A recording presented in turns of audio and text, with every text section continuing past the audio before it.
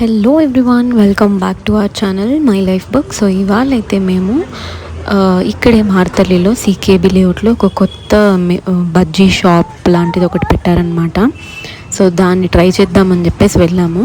And ఇది ఈ మధ్య ఇన్స్టాగ్రామ్లో చాలా చాలా వైరల్ అయిన షాప్. ఆ షాప్ పేరు నేను మధ్యలో రివీల్ చేస్తాను.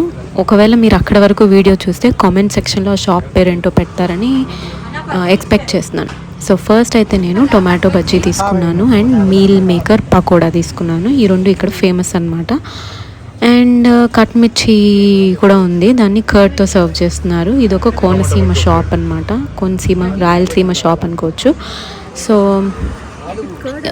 టొమాటో బజ్జీ ఎలా అంటే దాంట్లో ఉన్న స్టఫ్ అంతా పేస్ట్ చేసేసి దాన్ని స్టఫింగ్గా పెట్టి ఇస్తున్నారు.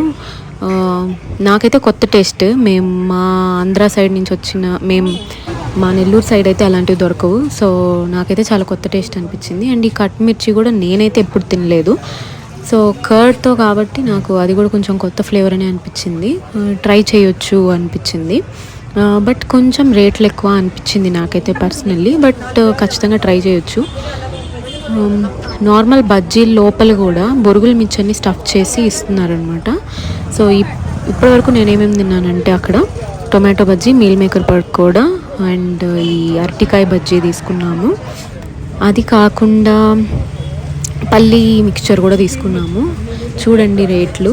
మిర్చి బజ్జీ అవంతా 30 రూపీస్. 30 రూపీస్కి రెండు బజ్జీ ఇస్తారనమాట.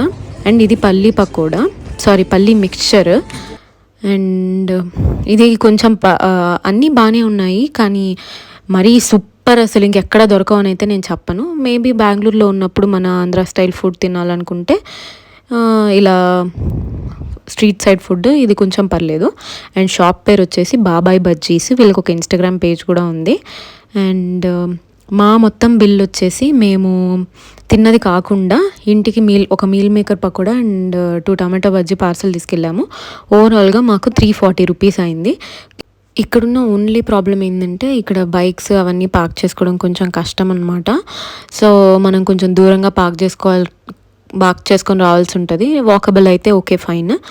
అండ్ ఇది మనకి దగ్గరలో మార్తల్లిలోనే ఉంది. బెంగళూరులో ఎవరైనా కనుక ఉంటే ఖచ్చితంగా వెళ్ళి ట్రై చేయండి, వర్త్ ద ట్రై అనమాట. కాకపోతే నా సజెషన్ ఏంటంటే బిఫోర్ 7 వెళ్ళండి. 6-6:30 ఆ టైంలో వెళ్తే మీకు కొంచెం దొరుకుతాయి ఐటమ్స్. హెవీ క్రౌడ్ ఉంటుంది, మీరు ఏం ఆర్డర్ ఇచ్చారో తీసుకున్న వాళ్ళకి గుర్తుండదు, అలా కొంచెం కాంప్లికేషన్స్ ఉంటాయి. సో మీరు కొంచెం ఎర్లీగా వెళ్తే బాగుంటుంది.